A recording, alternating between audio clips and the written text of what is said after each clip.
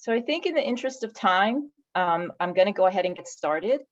Hi, everybody. I'm Dorothy Guzzo, the Executive Director of the New Jersey Historic Trust, and I want to welcome everybody to the 2022 Applicant Workshop. You could go to the next slide. I'll do a little bit of background for those of you who may not be familiar with the Historic Trust. We're primarily the major funders of historic preservation in the state of New Jersey. We were created in 1967 by the legislature to benefit all of you who steward historic resources in the state. Just a little bit about where our funding comes from. We're part of the corporate business tax dedication. You might remember on the ballot in 2014, there was a question to the voters if they thought we should dedicate a portion of the corporate business tax to open space, farmland, and historic preservation. This had an overwhelming positive response, and the Historic Trust is the recipient of that money. And the wonderful thing about that is that it's enabled us to do a pretty robust grant program on an annual basis. So we are announcing grant rounds now annually. Next slide. So the Historic Trust is appointed by the governor of the state of New Jersey. It's 13 public members. There are 3 members that are ex officio from the Department of Community Affairs, the Department of Environmental Protection, and from the Department of Treasury. And we meet quarterly, and this is the body that generally that votes on your grant applications. And we'll go to the next slide. And so we did announce the availability of $10 million this year for our grant round. We're once again doing planning and construction grants, as well as heritage tourism. The grant deadline, this is a little overview of the schedule, is April 14th at 4 o'clock. All the resources, in case you are not already listed on the register, you have to have your letter of eligibility to us by August 1st. So that's something you'll want to think about in advance. And then May through September, the staff is out making site visits and reaching out to all the applicants to go over your application. And the board will be ready to vote on this on the last Wednesday in September. They are actually voting on a list of recommendations. And from there, the recommendations are going to go to the Garden State Preservation Trust, and they're the ones who do the final voting. Once that happens, that list of projects is turned into a piece of legislation, and the piece of legislation has to be signed by the governor. Typically that happens by January, and we'll keep you informed about that. So you're looking at almost a year's worth of planning for your grant application to happen. We cannot do a grant agreement until the governor actually signs the legislation authorizing the round. So today we're going to go over all the aspects of the application. We're going to use the question and answer function. If you have questions to put in there, we'll also, after each section, have time to answer the questions. And you'll get to meet each of the staff. Next slide, speaking of staff. And this is a list of the people. You'll be hearing from most of them, or they're somewhere in the mix of all of this. And they'll also be available for questions after this is all over with. And yes, this slideshow will be available for you to take a look at afterwards, and also to share with other people in your organization if there are others that are helping with the application. So with that, I'm going to turn this over to Haley. I think I ran out of my slides here. And we will get on with the workshop. So I just want to thank you all for attending, and good luck. Great. Thank you, Dorothy. So good afternoon. My name is Haley McAlpine. I'm a Senior Historic Preservation Specialist with the Trust, and I'm going to kick us off today by going over the webinar format and the agenda. So next slide, please. Okay, so just like Dorothy said, excuse me, this entire presentation is being recorded and will be available on our website early next week. So if you have any questions or you want to review some of the material from today, it will be available for you in its entirety. We will ask that you use the question and answer format at the bottom of your screen. Just click on the Q&A button, a box will pop up and you can type your questions right in there. There's a new feature this year called Upvote. So if you see a question in there that you really want answered, you can click, there's a thumbs up icon. Just click that and we'll know that it is an important question. But rest assured that all of the questions will be answered today. There's one exception, that some of your questions may be a little too project specific to get into in this public format. So Carrie Hogan, our fiscal officer, will be monitoring the Q&A. And if your question is a little too project specific, she will direct you to our general email address where you can send your question, and we'll link you up with a program officer who can go through it one-on-one with you. So that I do see some questions in the chat. We won't be checking the chat for questions, so please make sure you're dropping them in the Q&A and not in the chat function. So we have a ton of material to go through today. I know that not all of it is going to pertain to each of you, but we do ask that you stay until the very end. We're going to go over the application attachments for all of the grant types. That's going to make up a big portion of your application package. So please stick around to go through that. And we will also give you some tips on how to set your application apart this year. So with that, our agenda, coming up next, I will go through our grant guidelines for this year, and then we're going to go through a detailed overview of each grant type that we're offering, HSM, Heritage Tourism, and Capital. That would be followed by the attachment section and the how to set your application apart. At the end of each of these sections, we will be holding a Q&A, and then we'll do another final Q&A at the very end for any questions that haven't been addressed yet. So next slide, please. Okay, so we can go ahead and dig into the grant guidelines. We want to start by calling your attention to some things that may be new or notable for this year. Our newest addition is that we're happy to announce we have raised the maximum grant award for our historic site management and heritage tourism grants from $50,000 to $75,000. That way we can accomplish some larger scale projects, maybe some large architectural surveys, some bigger planning projects this year. We're also offering the municipal, county, and regional planning projects again. This is a carve out within our existing historic site management program. So those of you interested in pursuing design guidelines, local historic preservation ordinances, preservation components of a master plan, or those architectural surveys, you'll apply through our normal historic site management program, but you will identify as a municipal planning project, an MPP, and there's going to be a few special questions in there for you. We are again offering our multi-phase capital funding commitments. These help us fund very large-scale capital projects. You have to apply for at least 2 phases of work with a minimum request of $500,000 per phase, a maximum award of $750,000 per phase. And Glenn's going to get a little more into multi-phase in the capital section. We are also offering 2 special initiatives this year. These are a continuation from our initiatives last year, where we're highlighting projects that are highlighting the 250th anniversary of the American Revolution, and projects that highlight underrepresented histories. And in the next slide, I will go through those in a little more detail. And we are living through the same global pandemic as all of you, so there are a couple of parts in the application where you will be able to tell us how COVID-19 has impacted both your organization in terms of staffing and budgets, things like that, and then also public access and benefits. So we know that some of your sites may have had to close or pivot to digital programming, so you will have plenty of space in the application to tell us about that. And finally, I just wanted to note that any information that's received after April 14th cannot be reviewed or considered with your application. There are a couple of exceptions, like board resolutions and certificates of eligibility, that have to be received by August 1st, but your scope of work, your budget, your project team, all of that has to be complete as of April 14th. Anything that we receive after, we can't consider. So please make sure that you are putting forward the most complete, polished, professional application package at the time of application. That helps you put your best foot forward, and it helps our evaluators make sure that they have all the information up front. So next slide, please. Okay, so I just wanted to dig in a little bit about our special initiatives for this year.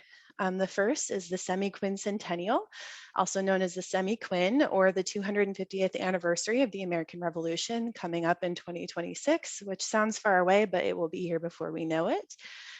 So for this initiative, we are striving to highlight projects or sites that are participating in the semi-quin. So we know that many of New Jersey's historic sites do have some Revolutionary War history.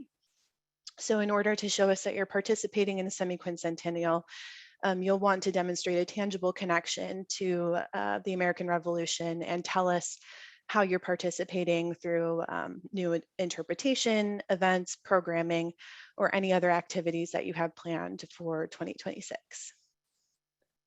And then the second initiative is called Underrepresented Histories.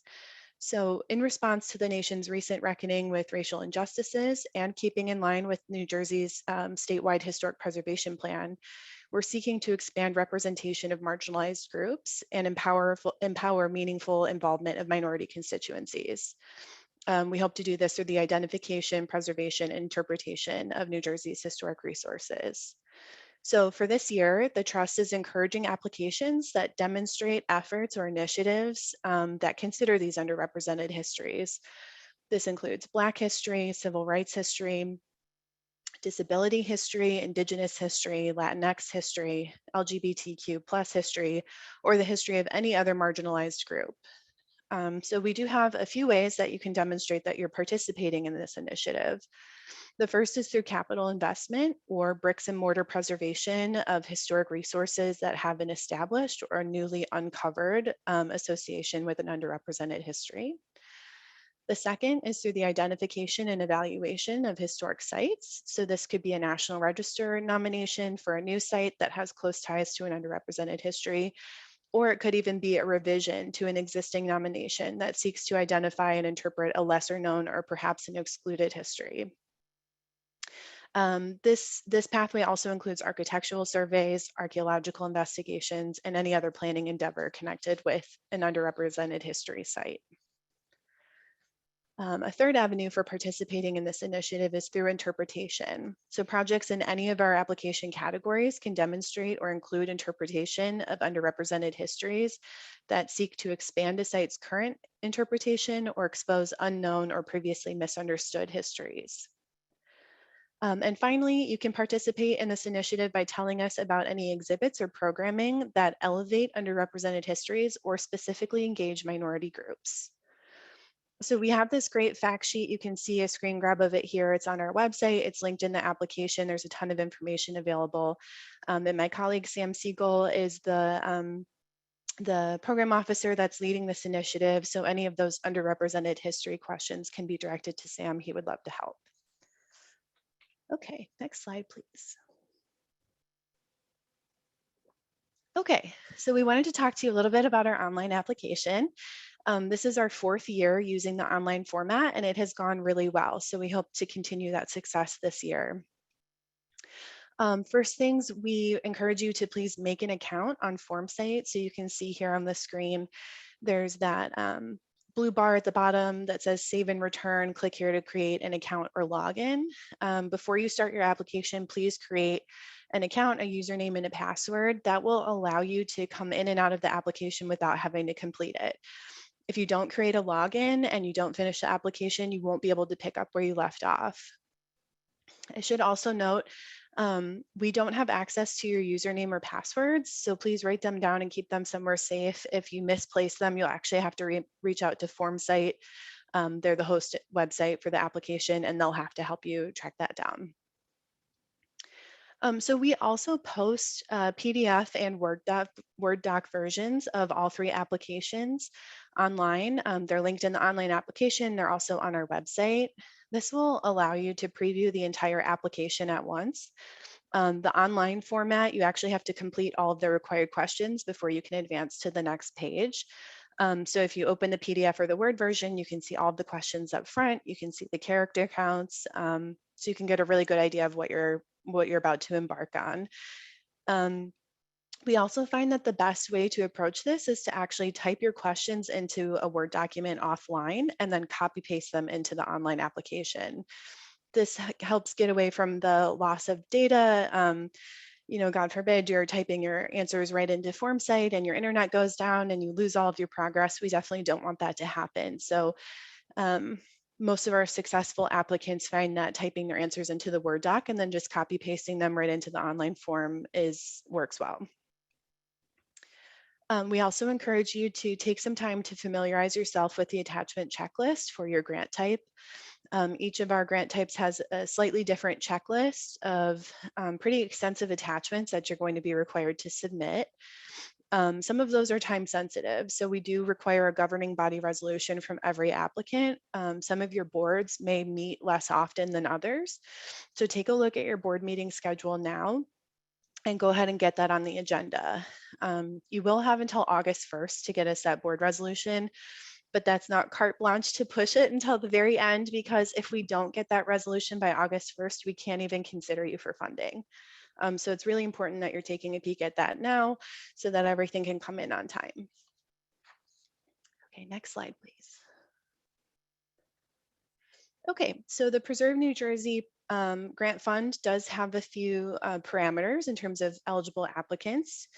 Agencies of government, that includes county, municipal, and state, are eligible to apply for our funds, as are nonprofit 501c organizations that can demonstrate they're compliant with New Jersey charitable registration laws. So our nonprofit partners are going to have to provide us with your New Jersey charitable registration number. We are going to check it to make sure you're in compliant standing. So for all of those nonprofit folks out there, please check that today. We have heard over the last 2 years that's taken some time to rectify those and to get enrolled. So go ahead and get that ball rolling if you haven't already. We also have some ownership requirements. So for our planning grants, those are the historic site management and heritage tourism grants. If the applicant doesn't own the property outright, then the owner of the property will have to sign the owner assurances form. This lets us know that the owner is aware of and on board with your project. For capital grants, there's a couple more requirements here. So if the applicant doesn't own it in fee simple or outright, they do have to have a long-term lease with at least 15 years remaining on the lease at the time of application.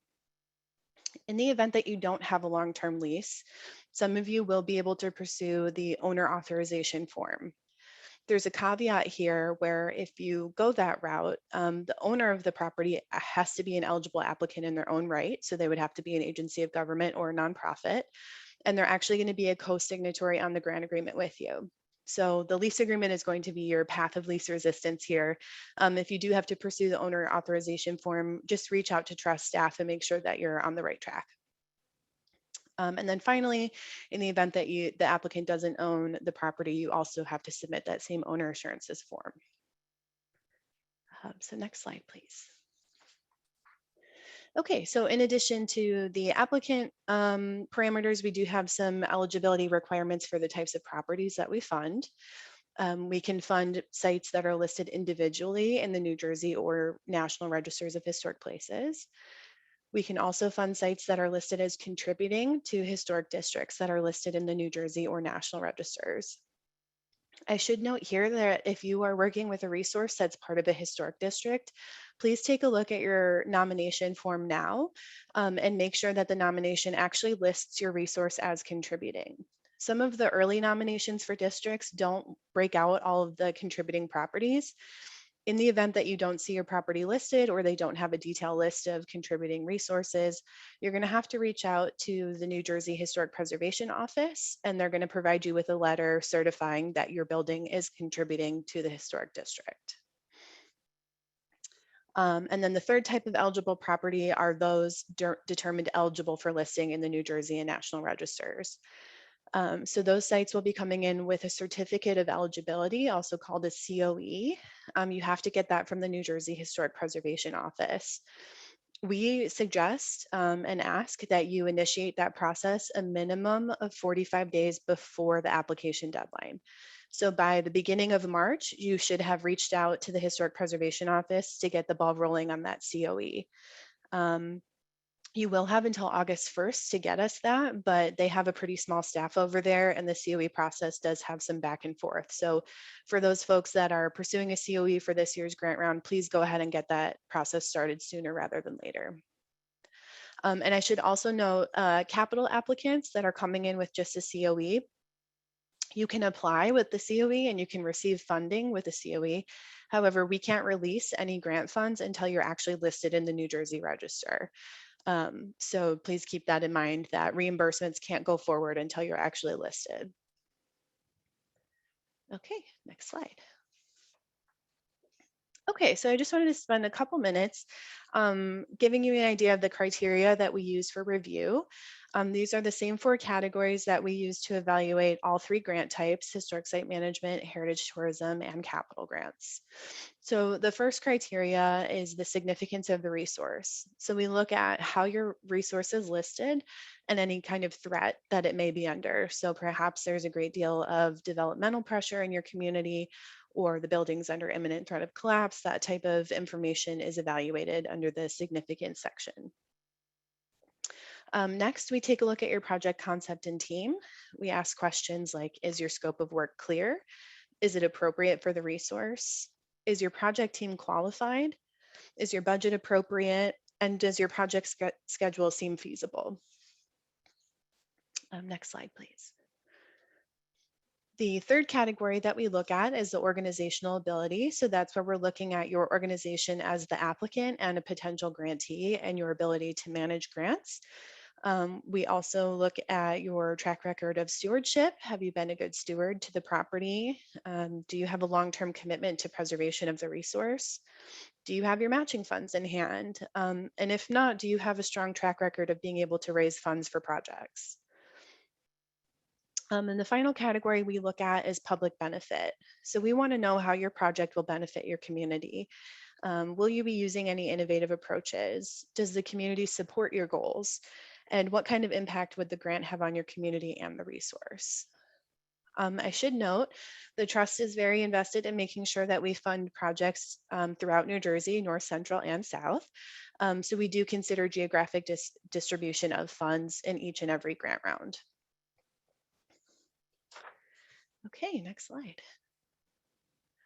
Okay, so I wanted to talk about archaeology. Archaeology is going to be important for all of our funded projects, capital and planning. So please make sure, even if your project isn't archaeologically focused, make sure that you tell us kind of, hey, we're not doing archaeology, or there's been extensive archaeology, because I guarantee you the program officer assigned to review your application is absolutely going to ask you, what about archaeology? So we really encourage you to include it as an integral part of your project and not as an outlier or an afterthought. For our capital grants, if you're doing any type of ground disturbing work at all, archaeology must be included. So please include it in your scope of work and include it in your budget. We definitely don't want to have to go back after you're funded and say, okay, well, we're going to need another X amount of dollars to accomplish the mandatory archaeology. So it would behoove you to go ahead and include that now. It'll also give our evaluators the reassurance that you are following direction and that archaeology will be accomplished with the project. That needs to be done by a qualified archaeologist. And I also wanted to note that, generally speaking, archaeological monitoring is not considered best practice and likely won't be sufficient to hit that requirement. So please keep that in mind. Also, archaeology can come out of your construction budget. That way it doesn't eat into the 20% non-construction cost cap. And Glenn will talk about that in more depth in a little bit. But we formatted it that way so that archaeology isn't an afterthought. It's not this punitive thing, that it can be an integral part of your project. Okay, next slide. Okay, so I just wanted to wrap up and give you an idea of the grants that we're funding this year. We are offering our historic site management grants ranging from $5,000 to $75,000. Again, that's an increased threshold from previous years. I do want to call your attention to that minimum $5,000 number. In the last couple of years, we have seen some very small grant requests come in that are below $5,000. And while we are more than happy to fund small projects and encourage them, if it's below $5,000, we can't even consider it. We have to return your application. So please make sure, if you do have a small scale project this year, that you are asking for a minimum of $5,000. The historic site management and heritage tourism planning grants are both a 75-25. So the trust will pay 75%, and that grantee is required to provide the 25% match. We are offering our capital level 1 grants ranging from $5,000 to $150,000. That is a 3-to-2 ratio. So the trust provides a 60% match. The grantee provides 40%. Our capital level 2 grants range from $150,001 to $750,000. This is a one-to-one match where the trust would pay 50% of the project and the grantee is required to match the funds 50%. And again, we are offering those capital multi-phase commitments. So those are a minimum of 500,000, a maximum of 750,000 per phase with at least 2 phases of requests. And that again is the one-to-one match. We provide 50%, the grantee provides 50%. So that's everything for my section. I wanted to see, before we move on to historic site management, I just wanted to see if there was anything in the Q&A that we wanted to touch on before we move on. Yeah, we have one question here. Danielle is asking, does a municipality have to be a certified local government to apply? That is a great question. And no, you do not have to be a CLG to apply. You do get a bonus point if you are a CLG. So we do encourage all of our municipal partners to pursue the CLG standing, but it is not a requirement. So non-CLGs can absolutely apply for our funds. Okay, great. Kate is asking, is there a total funding cap of available funding to fund these grants from the trust? Is it first come, first serve for applications received? So we advertised 10 million for this year's grant round. So that's kind of the max available funding, and that's across, that includes historic site management, heritage tourism, and capital grants. So those will all be funded with that $10 million pot. The applications are not really first come, first serve. It is a competitive grant round. So everything has to be in by April 14th. And then we take this big batch of projects and we work through them. We actually work with a team of outside evaluators who will make the final decisions, and they're going to rank all of your projects against each other. So it is a competitive grant round. Hopefully that answers that question. Great. Lori is asking, would a standalone archaeology project be acceptable for these grants? Absolutely. Absolutely. In fact, I think we would love that. And then we have one from Joseph. It's a common question. Do any of the trust grant programs fund acquisition of properties or acquisition of historic easements? Unfortunately, acquisition is one of the few ineligible costs. So we can't do acquisition of any real property or easements. In fact, we do have an easement requirement, and we can even reimburse the cost of recording the easement. So unfortunately, acquisition is one of the few things we can't fund. Okay. Can a school district apply? Yes, absolutely.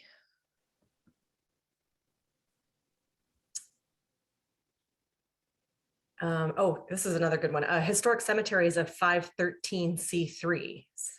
Is that acceptable? I'm gonna see, Glenn, I see you shaking your head. So my understanding is that you have to be a 501c. So it's not necessarily a 501c3, just it has to be that 501c classification. Glenn, do you That's have correct. any? That's correct. And cemeteries that we've seen in the past have been 501c9s, I think. I know we've had, I think, a 501c4 maybe, but no, it has to be a 501c something. Okay, thank you. That's it. We can move on. Okay, great. I'm going to turn this over to Ashley Parker. She is going to talk us through the historic site management and heritage tourism grant programs. Hello, everyone. Once again, my name is Ashley Parker, and I'll be discussing both historic site management and heritage tourism grant applications. Both are considered planning grants, and these are not to be confused with capital grants, which Glenn will talk about soon. Next slide, please. I'm going to provide a brief overview for HSM and heritage tourism applications. Eligible activities for HSN applications could be anything that will help guide or lead to current or future projects at your site, whether it is construction documents and specifications, preservation plans and historic structure reports, feasibility studies, structural evaluations, archaeological studies or reports, preparation of nominations to both the national and state historic registers of historic places, master plans and strategic plans, historic landscape master plans, and again, as Haley mentioned earlier, municipal planning projects. For a complete list of eligible activities, please refer to the grant guidelines, which can be found on our website. If you have something in mind that is not in the grant guidelines, please contact trust staff and we can discuss the proposed activity in more detail. Next slide, please. Again, our new eligible activity is municipal, county, and regional planning projects, also known as MPPs. These can primarily be used for architectural surveys to identify historic properties in a large area, the creation of design guidelines, the preparation or revision to local historic preservation ordinances, as well as preservation components to municipal master plans. If you're applying for an architectural survey, the project should comply with the New Jersey Historic Preservation Office guidelines. A link to these guidelines can be found within the application.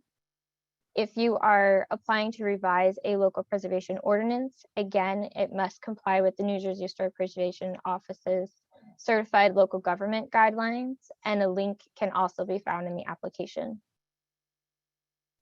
Again, if there are specific questions in the application for MPPs, you will be prompted to select what type of project you are submitting. So make sure that you submit your project as an MPP so that you answer the appropriate questions that are only applicable to MPP projects.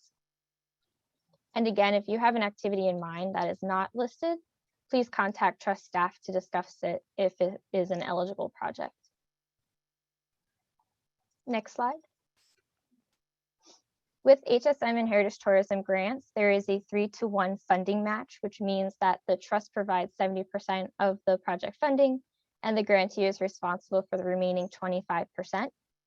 Having a match in hand is not a requirement to apply, but the more match in hand that you have at the time of your application, or having a solid plan of how you will raise the remaining match, the stronger your application will be. Next slide, please. So here are some general requirements regarding HSM and Heritage Tourism grants.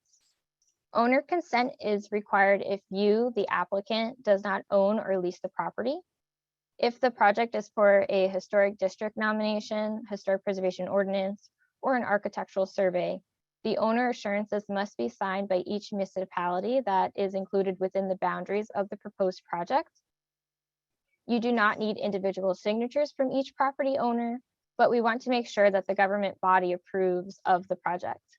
So for example, if your project is for a historic nomination in a historic district, you'd want the mayor of that municipality to sign the owner assurances.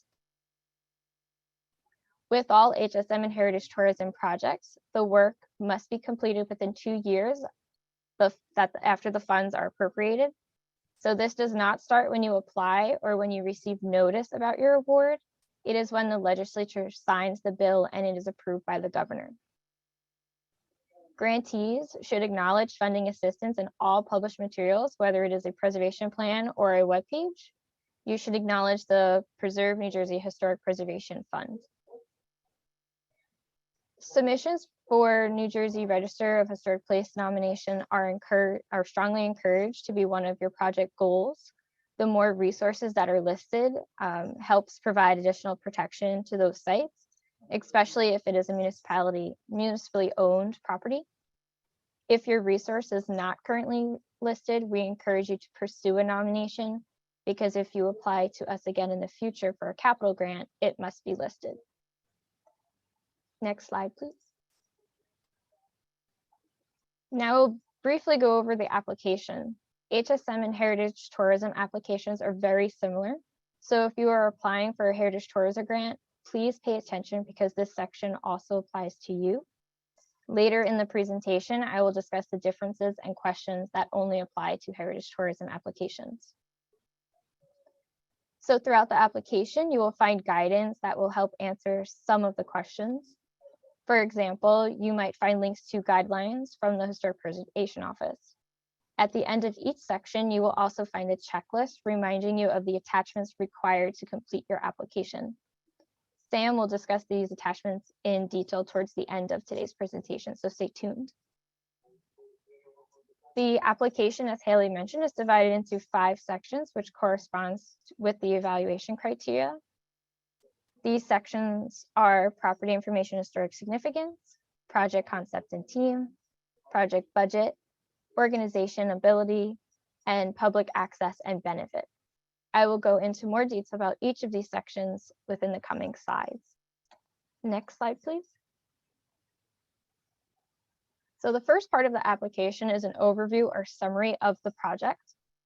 It will ask you for a project title, which for example can be preservation plan for a historic schoolhouse.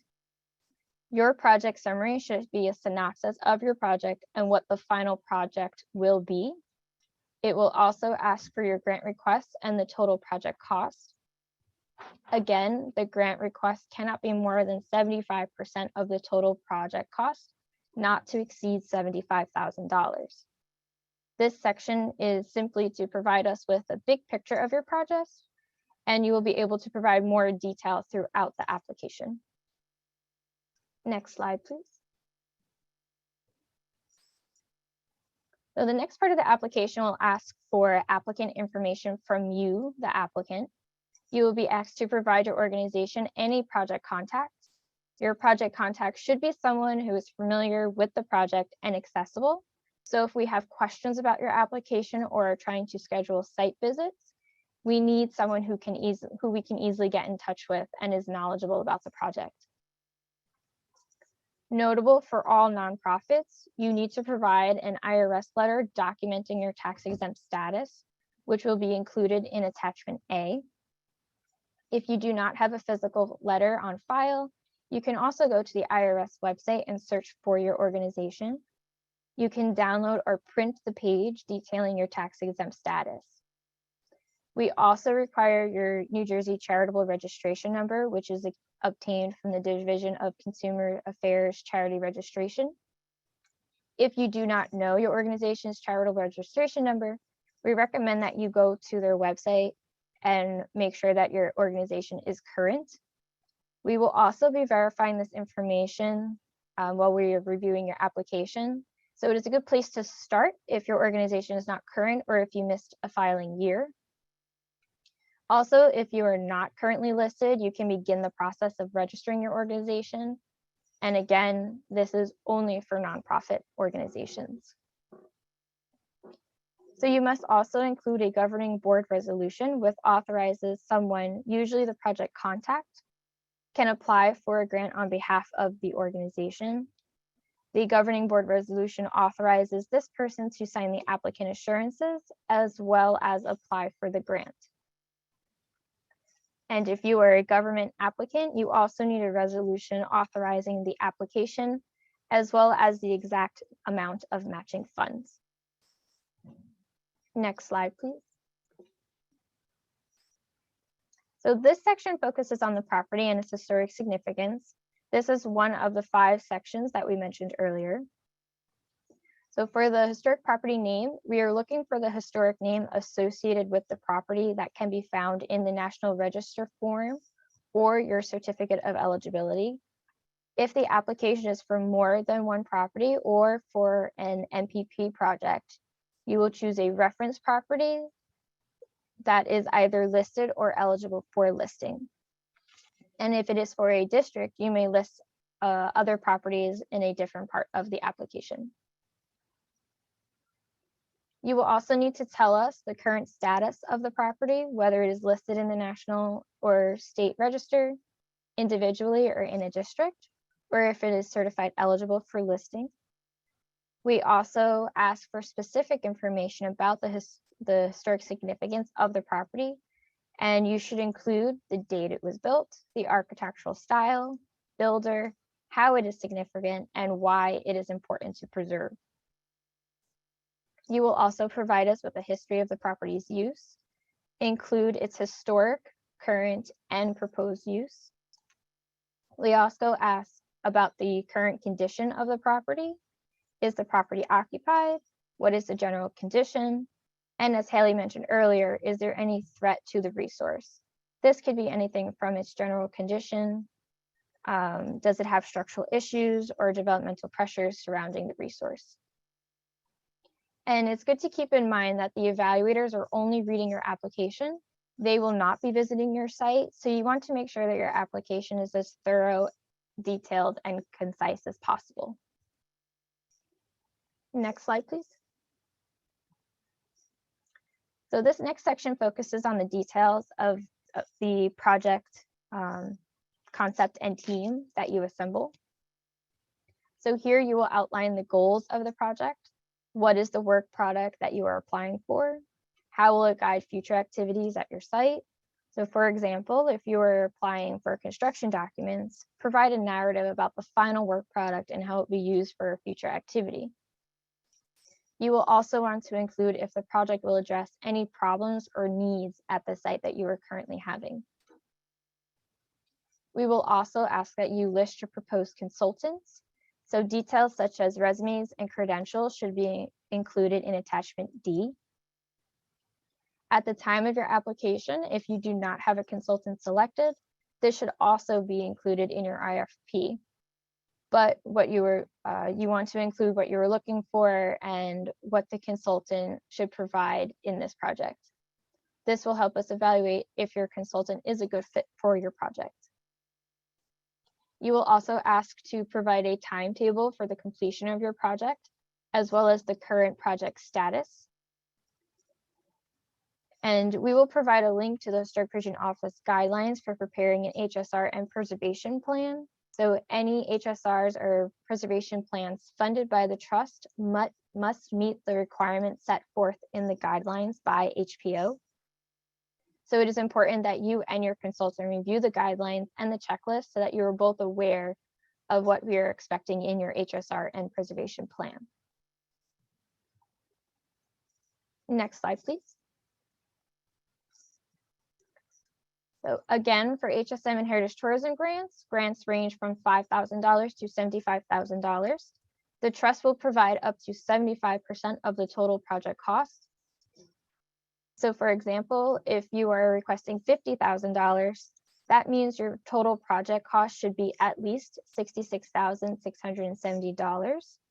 So therefore, your match required to complete the project would be $16,670. For your total project budget, we ask that you provide your grant request, minimum match requirement, and match required to complete the project.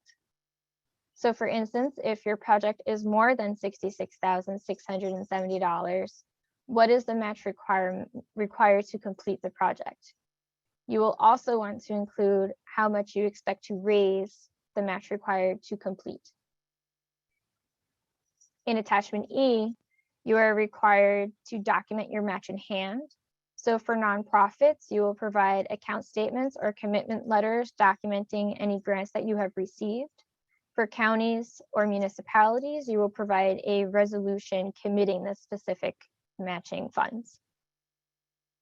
Again, if you do not have your match in hand at the time of your application, you'll want to document how you plan to raise the match. And it is important to note that no other corporate business tax funds can be used as a match, with the exception of DEP. You can also not use line item appropriations, or any in-kind services will be accepted as a match. Next slide, please. So in this section, you will provide details about your organization. You will tell us about your staff, your board members, volunteers, and mission. Nonprofits will provide a year-to-date balance sheet demonstrating your operating budget. We will ask you to explain your experience managing previous grants and working with consultants. In regard to fiscal maintenance, does your organization have a budget for maintenance? Is someone assigned to do maintenance? This will help us determine your stewardship capabilities at your resource. There is also a question about climate change. This question is applicable to all resources, not just coastal resources. So from a flooding standpoint, even if you are just near a river or a stream, if you are surrounded by a lot of trees, you might be susceptible to strong winds that could cause damage to your resource. So how are you making your resource better prepared to deal with severe weather? From an organization standpoint, what have you done over the past 2 years to deal with the impacts of the pandemic? And we will also ask in this section if you or members of your organizations have attended any continuing education or professional development classes. These could be best practices workshops, sessions from the New Jersey History and Historic Preservation Conference, HPO Historic Preservation Commission training, continuing education classes at Rutgers Camden through March, or any other professional credits. Next slide, please. So this next section deals with public access and benefits. We ask that you provide regular open hours, annual visitation, and entry fees. In this section, you may select to provide either pre-COVID data, which is anything prior to 2020, or post-COVID data, which is anything from 2021 to 2022. Many sites have not been open at all, or you may have only done virtual tours, or you have reopened with a new flexible schedule for events.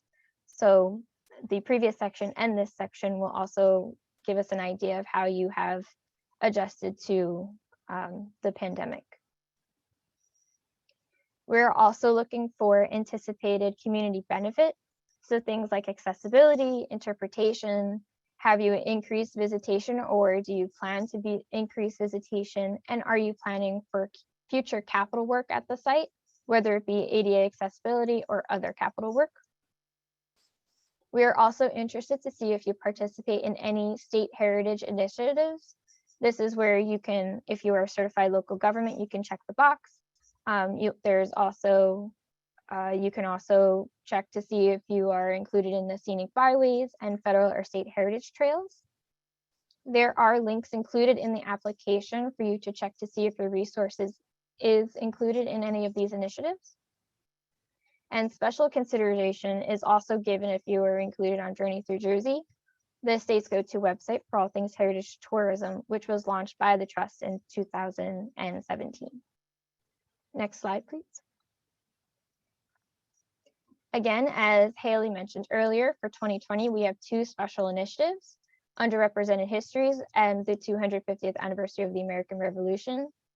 In this section, we ask you to provide information about how your resources is linked to either of these initiatives. Next slide, please. So applicant assurances are both governing body resolutions and other forms that need with the applicant or the owner to sign. For the governing body resolution, again, this authorizes a single person to sign the applicant assurance. You want to get your resolution sooner rather than later. So if your board is not meeting and you cannot get the resolution before the grant deadline, then you should provide a placeholder saying when the board will meet and when the resolution will be submitted. Again, this must be received before the August 1st deadline. The applicant assurances is signed by the authorized signatory and assures that the matching funds will be available if you receive the grant. And again, owner assurances is applicable only if the applicant and the owner are different. So the owner assurances should be signed by each property included in the proposal, unless it is an MPP project. Then the owner assurances should be signed by each municipality that falls within that project boundary. Next slide, please. Okay. As I mentioned earlier, the HSM and heritage tourism applications are pretty much the same, with the exception of a few aspects that are unique only to heritage tourism. Next slide, please. So one of the main differences is eligible activities. These are activities that we consider to be heritage tourism. So these can be visitor readiness assessments, visitor evaluation and or development of performance evaluation measures, interpretive planning for one or multiple sites and or the development and enhancements of linkages between sites, design and fabrication or interpretive signage or literature. So in this, we are not looking to replace existing brochures, but rather create new designs or fabrication. We also fund things like marketing plans and studies, design and fabrication of marketing materials, and training and workshops that create, foster, or enhance linkages between sites. So this means you are hiring to have someone speak with your organization or several organizations to develop the linkages between sites. And again, if there is something that you have in mind that we have not mentioned, you can always reach out to trust staff and we can determine if it is an eligible activity. Next slide, please. And here are some specific aspects of the heritage tourism application that differs from HSM. So for the property information and historic significance section, at least one resource must be listed or certified eligible in the New Jersey International Register of Historic Places, either individually or as a contributing resource to a historic district. If your project is for more than one property, choose a reference property that does meet the property information and historic significance requirements.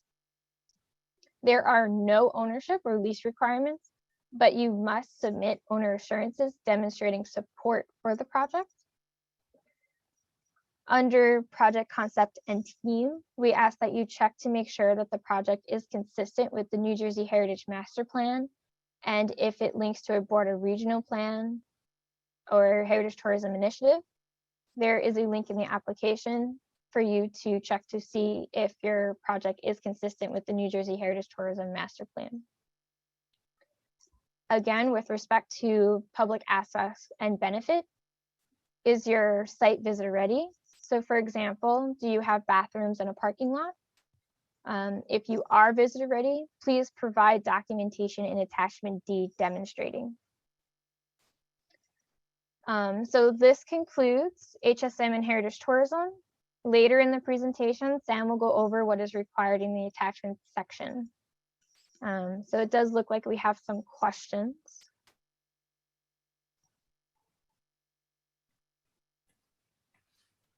Okay, so from Lori, we have, if we as a 501c3 have a lease from a municipality for the property, but the lease is fewer than 15 years old, would we be required to get owner assurances signed by the municipality? That's a good question. So you will submit the owner assurances and the owner authorization form.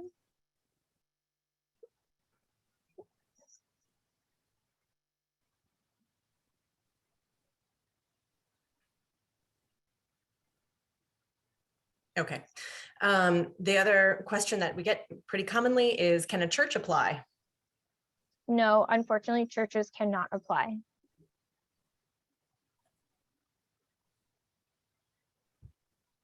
Actually, let me add some clarification on that too. Depends on what the application is for. If it's going towards the actual repair and or maintenance of a church, then no, that's not an eligible activity.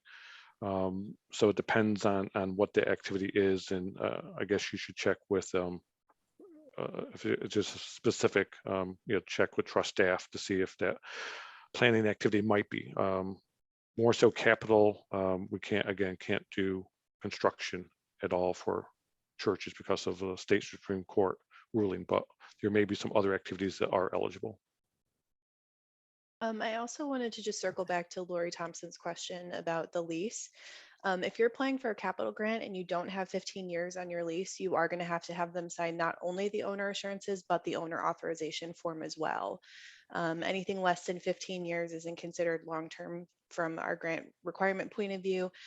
So the owner assurances, absolutely, regardless of the lease length. But in your case, if it's less than 15 years and you are applying for a capital grant, they are going to have to sign the owner assurances, or I'm sorry, the owner authorization form as well. Yeah, unless they're able to get an extension to that lease to be over 15 years. I mean, we've seen that happen too. Yeah, sometimes like the lease extension is in progress. So Mhm. we'll accept a letter from the municipality certifying that they're in the process of extending your lease with the expected lease end date. Another question is, would it be possible to be reimbursed from our grant program for a historic preservation plan that has already been done? No, there is no max expended for planning grants. Another question is, not all 501c3s are tax exempt charitable organizations. So can we clarify any further on whether or not all 501c3s can apply? Sure. Glenn, I would defer to you. The way our regs are written, it says that you have to be a 501c something. So it doesn't say charitable, I don't think. If you're a 501c, I think you're eligible. What will send us an email just to double check. But my understanding is you have to be a 501 something, not necessarily listed as a charitable. So we could work that out. Great, that's it. We can move forward. I saw one question come through from Tommy saying that they wouldn't take on a consultant unless they were awarded the grant. In what case should they say for Oh, in the section with the consultant credentials? Many of our municipal partners won't be able to have a consultant under contract when they apply for the grant because their budget won't allow them to actually take a consultant on until they have the funding in place. It's super important in this case that you provide us with the professional requirements that are going to be needed for your project team. So for instance, if you're applying for a preservation plan, you know that you're going to need a historic preservation architect. So I would encourage you to include a Word document under attachment D. That's your where all of your consultant information is going to be. And it's just going to say, for the preservation plan team, we're going to need a historic preservation architect that has experience in creating preservation plans for our type of building. We know we have some structural concerns, so we're going to need a structural engineer. So please include like a Word document or a PDF listing the professional qualifications you're going to be seeking in that project team if you don't already have any resumes or proposals on hand. But that was the only one I wanted to touch on. Glenn, did you have something? Well, following up on what you just said, as far as, if you are able to get proposals, maybe not actually put someone under contract, but again, if you're able to get actual proposals, that just gives our evaluators so much more detail to evaluate your project and your consultants. But as Haley said, if that's not doable because you're a municipality, then at least have your RFP or whatever you're going to use in order to bring consultants in as detailed as possible, so we know what you're looking for. Yeah, or even a draft RFP, the draft RFP language, anything you can give us on how you're going to identify your project team will help us evaluate your application. Okay, so if we have no more questions, I would like to turn the presentation over to Glenn's opponents, who will discuss capital applications. Hello and welcome, everyone. If you've been listening to the last couple sections, you'll see that most of our applications are very similar to one another. So you may hear some similar answers, some similar requests from both what Haley and Ashley mentioned. But again, I don't think we could say it too many times because it's again, this is important for you guys to get the grants. So again, welcome. And let me start by going over some reviewing capital grants. First, going over some general information and requirements, and then delving right into the actual capital grant application itself, similar to what Ashley just did with the HSM and Heritage Tourism. Even if you are just applying for, not just, but if you're applying for a planning grant, you might want to stick around and hear some of the stuff on the capital grants, because our guess is that you may be coming to us for a capital grant in the future. So hearing what's required in the capital application is important. And if again, as you're doing one of your planning projects now, you might actually want to add something to it in order to better prepare yourself for that capital grant application, perhaps next year. Once I go through this section, Sam will kind of finish up going over all the attachments that apply to both capital as well as the planning and heritage tourism grants. So definitely stick around for that. All right, so eligible activities under capital grants. Includes preservation, restoration, rehabilitation. If you want to do some barrier-free access, oftentimes there'll be some interpretive signage included. We also require a project sign as part of the construction activities. All of those are eligible expenses. Archaeology has been mentioned a couple times today, and it'll be mentioned probably a couple more times just by me alone. Very important. Even though it's eligible as a planning activity, it's also eligible as a construction activity. And if your construction project includes any ground disturbance at all, or even a possibility of having ground disturbance, such as doing foundation work, new footings, utility trenching, site grading, you'll have to consider archaeology in some way, shape, or form. As Haley mentioned, archaeological monitoring on its own is typically not sufficient. You'll have to do some research and testing, most likely. But again, these are all eligible expenses for a construction grant as well. So make sure if you're bringing an archaeologist on board, make sure they review your construction documents, your plans, to see if there will be any ground disturbing activity and have them provide a proposal. That way you'll have amounts both anticipated for the amount of archaeology that needs to be done, and that again is a reimbursable activity. It'll go in your scope of work item and in your project budget. So again, so that in the future we're not saying you have to go back and do this and you didn't prepare in your budget, so that money will have to come out of some other activity because we can't not do archaeology. Reconstruction is an eligible activity, and this is for a object, building, whatever that's completely gone. Only 20% of your project budget can go towards reconstruction, so it has to be part of a larger preservation, restoration, rehab project to reconstruction. Again, because only 20% can be used for that. New construction, and typically with new construction, what we're looking at are visitor amenities and ADA compliance type projects. You'll need to explain why your site is ready for this visitor amenity.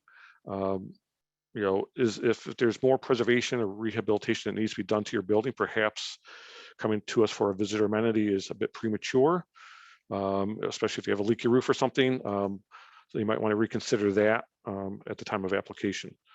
But it is an eligible activity. So non-construction activities are also eligible. And these are non-construction activities directly related to your capital project. Up to 20% of the project budget can go towards these. And typically, again, this is hiring your historic architect or engineer. They're providing construction administration. There might be doing some schematic design or construction documents and completing their specifications. All of these are eligible under non-construction. You might also be hiring a materials conservator because you have to do mortar analysis before you actually start repairing your foundations or what have you, or paint analysis. These are all considered non-construction activities. And again, they cannot exceed 20% of your total project budget. Next slide, please. Matching funds. Matching funds are definitely different than what you heard under historic site management and heritage tourism, mainly that the amount of match has changed. So grants from 5,000 up to 150,000, which is our level 1, that's a 60-40 match. We provide 60, you provide 40. For the capital grants from over 150 up to 750, it's a 50-50 match. This is the same, holds true for multi-phase projects as well. It's a 50-50 match because they are above $500,000. As far as matches go, Ashley did mention the fact that you cannot use other corporate business tax as your match because that's where our funding comes from, and it can't be the same match. The one exception to that are basically DEP, state organizations. That's where they get their monies from, is from the corporate business tax or line item. So they can use it, but nonprofits and municipal governments cannot use other corporate business tax as their match. You could use county grants, you could use federal grants, you could use other kind of perhaps federal appropriations, or basically donations and other funds that you've raised on your own. It's just the state, special state appropriations line items in the budget or CBT that you cannot use as a match. Match expended limitations. Unlike heritage tourism and planning grants, you actually can apply money spent prior to the sending in your application. We allow for up to 2 years of money spent in the past. So that would be April 14th, 2020 through April 14th of 2022. The big caveat with that is that those funds cannot exceed 25% of your total project budget. So your project cannot be complete and you just submit for a reimbursement. No more than 25% of those costs that you expended prior to April 14th of 2022 can apply as match expended. The other main thing to remember with regards to match expended, and actually all of your project, is they all have to meet the Secretary of Interior standards for rehabilitation. So even though the work is done, it still needs to meet those standards. When staff comes out to do their site visit and go over your application, point out to them what work has been done so they can actually look at that. Part of what you'll be submitting as part of your match expended would be also before and after photos. Again, we need to know that work that's already completed has met the standards. And again, all that stuff will be included in your attachment E in the application. All right, next slide, please. So continuing on with other requirements, control of property. You must, for a capital grant, you must either own in fee simple or lease the property. We've discussed the kind of 15-year minimum remaining on your lease. That is very important. It's necessary. And again, if you're not able to increase that, if it is below 15 years, if you're not able to increase it, if the owner is also an eligible applicant, meaning another nonprofit or agency of government, they can sign the owner authorization form. Basically, they're agreeing at that point in time to be a co-signatory, on your grant agreement. So if you are able to get it up to 15 years or more, that's great. But if not, there is an option for the owner authorization form to be signed. The other key component of if you do have a lease is that it cannot be revoked at will. You'll include your lease in the attachment section, and we will review that. So that's an important component that it cannot be revoked at will. The project timetable for capital grants, the agreement must be in effect within 18 months from when the governor signed that legislation, and the work has to begin within 2 years. These are 5-year grants. The capital grants are 5 years, so the work should be done within 4 years, and you have an extra year to actually close out your grant. So 5 years total for capital grants. There are also audit requirements. Audits are required for those entities that receive more than $100,000 from either a state or federal agency within a single fiscal year. Typically, well, not typically, but it must be an external audit by a CPA or other accounting firm. Generally speaking, the amount received, if it's under $750,000 for that fiscal year, you'll have to do either a yellow book or project-specific audit. Very important that audit costs are not reimbursable as part of your grant expenses. So you'll need to make sure you include that in your operating budget, because again, if you do receive more than $100,000, you will be required to submit an audit. Next, please. As I said, and will continue to say, all work must meet the Secretary of Interior standards for the treatment of historic properties. Again, whether it's already done or proposed, if it's part of a larger project, multi-phase, all phases, the whole project needs to meet the standards. Reimbursement conditions. In order to get reimbursed from us, you will need to supply both invoices and proof of payment, whether it's canceled checks, POs, bank statements, something that shows that the accounts were debited. I think very important aspect of this from a cash flow standpoint is that we're providing you, it's a matching grant. So if you say put in a reimbursement for $50,000, you're not going to get a check from us for $50,000. You're going to get either 60% of that or 50% if it's a level 1 or level 2. So very important from a cash flow standpoint that you understand that you're not getting the same amount that you're putting it in, but overall you will get 50% or 60% of the total project cost at the end. But from a cash flow standpoint, you need to know that you're not getting a full reimbursement every time you put in for a reimbursement. We also require that there's a project sign at the site throughout the whole construction project. In fact, that's a requirement before you even can receive reimbursements, is that the project sign is up. We provide specifications for that sign, and it's also a reimbursable request. In your project worksheet, we have allotted 500. It could be more than that, could be less than that, but that has to be included in your project worksheet, and it is something that needs to be installed prior to receiving a reimbursement. Another aspect that's required, if you are a nonprofit organization receiving a grant from us, and it's a grant over $50,000, you'll have to have a preservation easement placed on the property. And again, the term of that easement is dependent upon the size of the grant. As you see on the slide, 50,000 to 100,000, it's a 15-year easement. Over 100,000 up to 450, it's a 20-year easement, and anything over 450,000 will be a 30-year easement. The other thing to keep in mind with this is, while there are insurance requirements during the term of your grant, if you have an easement, those liability insurance requirements continue throughout the term of your easement as well. So again, something to keep in mind as you approach, apply for these grants.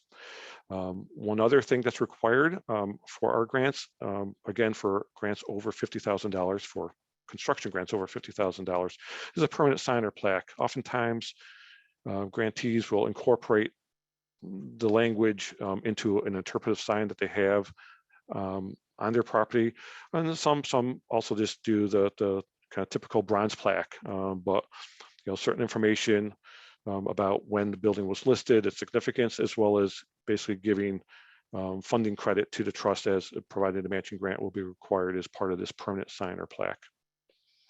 Next, please. All right, so those are kind of general info and requirements. I'm going to jump into the application.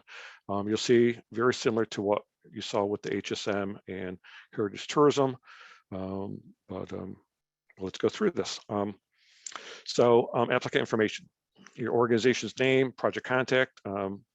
I'm going to repeat it because it's very important. We've encountered it in the past. As Ashley mentioned, it's a person who, if we reach out to phone or email, can get back to us, because we're going to be scheduling site visits. We're going to have questions go over your application. So it's someone who's available, could get back to us, and also is familiar with the project, especially if we are doing a site visit and might have some specific questions.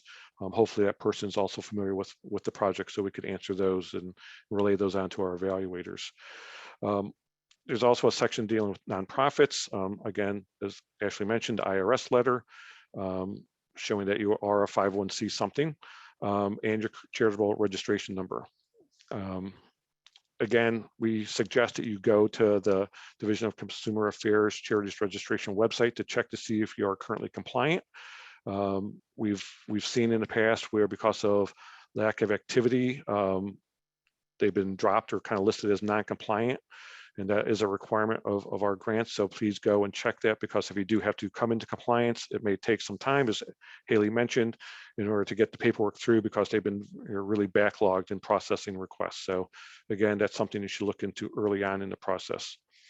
Well, we're also asking government agencies to provide a resolution that authorizes both the application itself, applying for this grant, as well as noting the exact amount of the matching funds that would be available if they should get that grant. All right, next, please. All right, continuing on in the application, we're asking you for the title and, again, that brief summary to kind of give us that quick snapshot into what your project is, how much you're asking, what is the grant request, and what your total project budget. Again, refer to the grant guidelines as far as the specific eligible activities that you are applying for, what the goal of the project is, that sort of thing. But again, very concise, very brief, just to give us a quick overview. And again, just as a reminder, the level 1 grants are the 5,000 to 150. Level 2s are just over 150 up to 750,000, and the multi-phase grants are the 500 to 750,000 per phase, and it's a minimum of 2 phases. And again, those are 50-50 grants. That means that each phase needs to be at least $1 million if you are applying for a multi-phase grant in this case. And again, this project title and summary section also asks for that total project budget. Again, quick snapshot for your project. Next, please.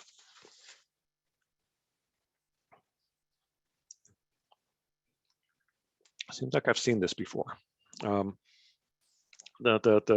As mentioned before, the application is divided into, in this case, 5 sections dealing with the 4 overall evaluation criteria. And again, that's the property information, historic significance, the concept and team, project budget, organization ability as both stewards and as grant managers, as well as the public access and benefit.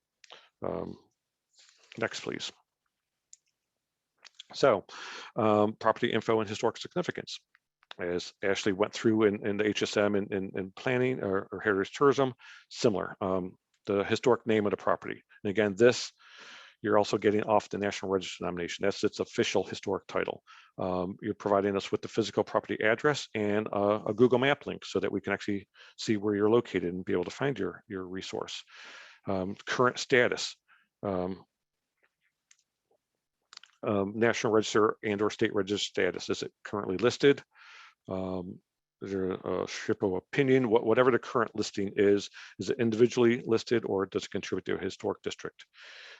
Again, if you only have a COE, a certificate of eligibility, in order to receive capital funds, you need to be actually listed on the New Jersey and/or National Register. So if it's in process, you need to include in the application where you are in the process and when you hope it's going to be seen by the State Review Board. Anything to help the evaluators understand when this building will be listed, because again, if it's not listed, we cannot give you actual capital funds, and it's not as going to be as compelling of an application as someone who is listed.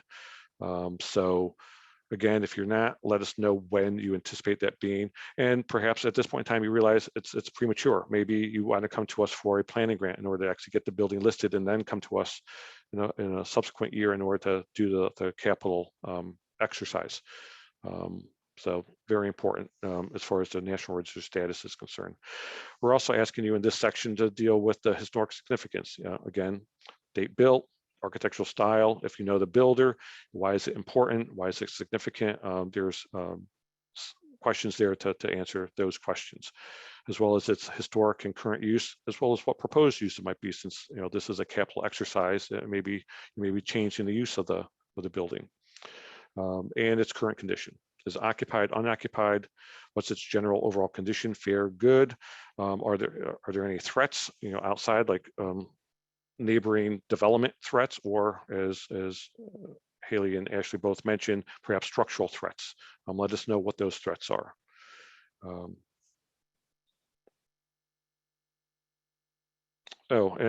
Just to reiterate what they mentioned earlier too, regarding if you are in a historic district, we need to know that you contribute to that district. So if your nomination, which you will be including in the appendix in the attachment section, doesn't specifically say whether you contribute or not, you will have to go to the Historic Preservation Office, get them to send you a letter basically stating that yes, your resource does contribute to that historic district.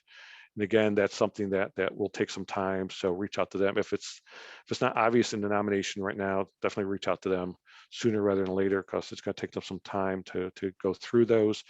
And that's something that we, if it doesn't make it by April 14th, we will accept that. That's one of the few things we will accept late, and that we need by August 1st.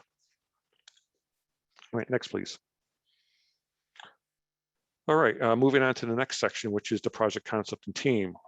Again, provide us with a project overview. Most of our applications are standalone projects, but sometimes they are we're just funding part of a much larger project, or it may be a multi-phase project. If it is a larger project or multi-phase project, there are questions specific to those scenarios. So just be sure to answer those specifically. We're asking you for some project-specific information. Is it an interior, exterior project? What approach are you taking? Is it restoration, preservation, rehabilitation? And will you be including any non-construction activities in your application? We also ask for project substantiation. In this part, it's just a question whether you've done some sort of planning document, a preservation plan, a HSR, perhaps a condition assessment. But we will actually be asking you, and Sam will go over this in his section, but to attach that to the application if you do have that planning document. That's basically telling us that this is the right project for your resource at this time. You've done that planning in order to determine what are the needs of your building. And us, as well as our evaluators, want to see that you've gone through that planning, so we know that yes, this is the right project for your resource right now. So both stated in the application here, but you'll also attach whatever document you have in the attachment section. Next, please. Continue on under project concept and team, and that's the scope statement. That's basically what we used last year, and it was very beneficial to both us and our evaluators. It was using the CIS, the construction divisions put out. We include a link in the application to this if you don't understand the breakdown of the construction divisions. But what we're looking for here is to basically break your scope down, not just into your restoration, but what are you doing? Is it finishes? Is it installing a new ADA bathroom? Basically go by division in order to actually tell us what your project is going to do. Again, it helps our evaluators understand your project better, as well as us. And those construction divisions are also tied directly to your budget worksheet, which I'll go over in a second or two. So the two are linked as far as the dollar amounts to what's actually being done under your scope statement here. Again, in the application, you'll provide us with a current project status. If you've gotten proposals from consultants, if you selected any of those proposals, so you actually have a consultant on board, do you have professional cost estimates, or is it based on an architect's estimate? Again, we ask for consultant resumes and credentials in the attachment section, and a project timetable. When do you think this project will begin, and how long will it take to complete that project? Again, our evaluators are looking to see is a reasonable time frame. And again, there's that archaeological consideration again. Again, any ground disturbance. Include a line item in both the scope and budget worksheet. Oftentimes, I'll see this in either the general requirements section, division, or in site work for archaeological considerations. But again, make sure if there is going to be any ground disturbance that it is part of your scope statement, and that you also allocate dollar resources in the budget worksheet. Which is, next slide, please. So the project budget.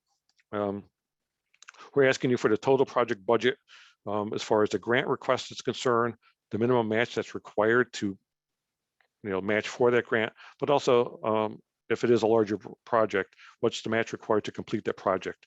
And if this is a multi-phase project, you will do basically a worksheet for each individual phase.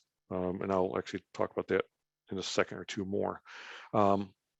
And documenting match in hand. So with nonprofits, we'll be looking for basically account statements or funding commitments. If you've already received a grant from, say, a county open space, provide that commitment letter so we know that you have that match in hand. County and municipal governing body resolutions will also indicate that they have their, they'll have their match in hand if they get the grant. So you're committing to that specific match as well. As Ashley mentioned, if you don't have your full match in hand, you're still eligible to apply, but the more match in hand you have, the stronger your application becomes. But if you, again, don't have it, provide us with, the means of which to raise that match. If you have a history of getting funds from certain areas, let us know, because again, we want our evaluators to be comfortable knowing that, yes, you will get your full match by the time that this project gets started, because the concern is if you don't have your match in hand, if you get the grant, you won't be able to do the project because you don't have your match. So the project is going to sit there.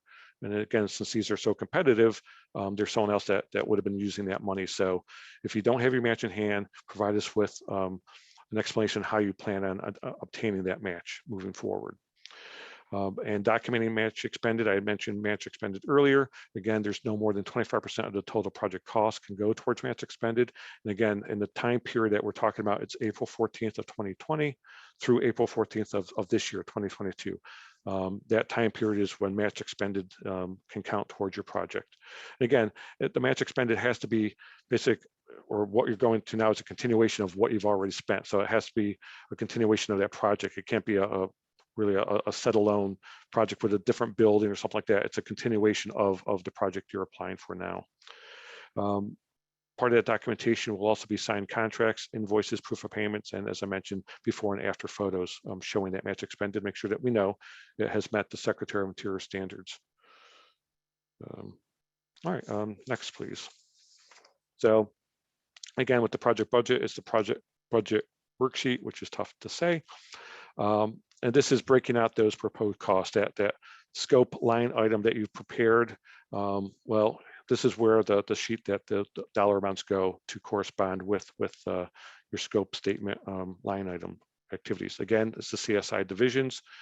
There's a link in the application if you do have questions about what fits into which division, but your historic architect or engineer should know those, as well as professional cost estimators will be working in those divisions as well. That budget worksheet will be your attachment E. And as I was saying, multi-phase applicants must complete a worksheet for each individual phase, again, minimum of 2 phases, as well as a separate worksheet, budget worksheet for the overall project. So we can see the overall project as well as how it's broken down by phases. As I just mentioned, the budget worksheet directly corresponds to that capital scope work form that you had completed.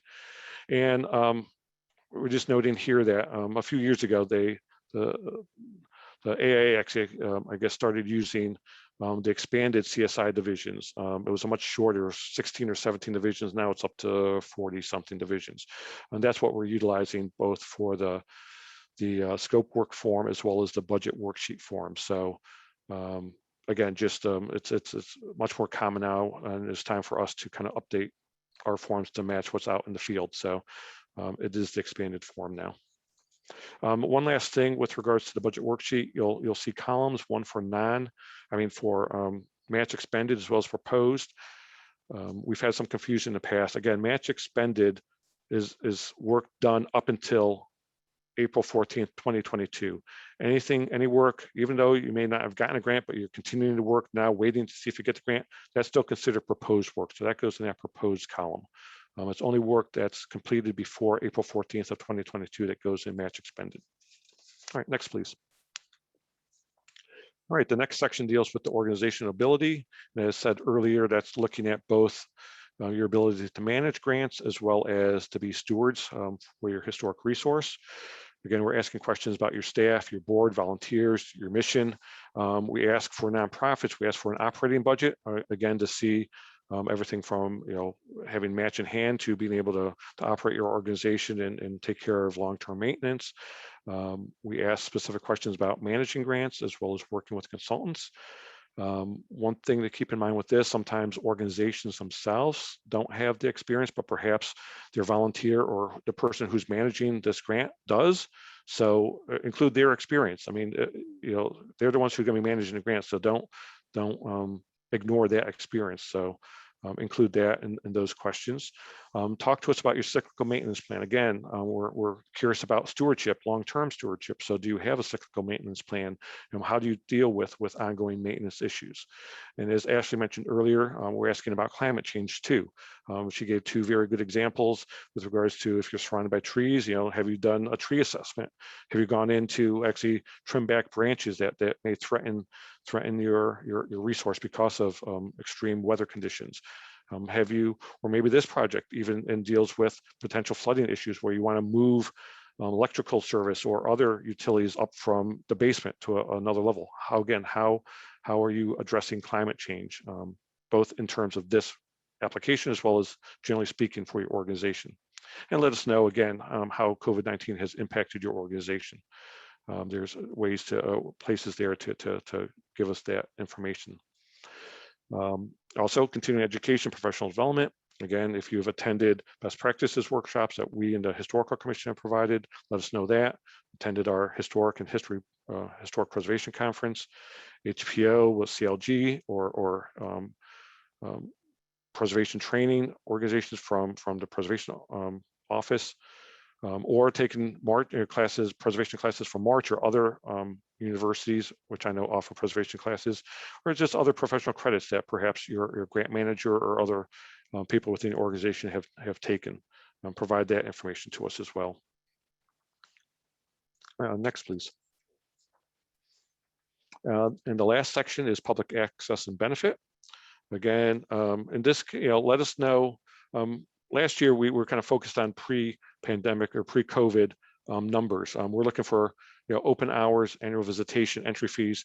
But if you prefer to do it, you could do it as pre-COVID numbers or during COVID. I mean, some people have been able to reopen and want to share those numbers. But again, if you've been closed and don't think that it would clearly represent what you are capable of doing, provide the the pre-COVID numbers there. Any anticipated community benefit. Again, if you're providing some sort of accessibility, if you're providing some sort of public interpretation, if you anticipate any increased visitation because of this project, there are places on the application to provide that work. Also, let us know if you have any future capital work that you're anticipating. This allows us to also plan for future, knowing how much more work is out there that we have to address through our future grants. Ashley mentioned proposals may receive additional consideration if they participate in state heritage areas, certified local governments, scenic byways, journey through jerseys, and other kind of federal and state heritage trails. We provide links within the application, so you could actually, if you're not sure, you could go open up those links and see if you are unknowingly even participating in some of these other state or national heritage trail areas. Next, please. Again, and for us, our special initiatives for 2022, Haley went over, we have sheets that really detail specifically what we're looking for to meet these two initiatives, the underrepresented histories and the 250th anniversary of American Revolution. The one thing I just want to, I guess, emphasize is that we're looking for direct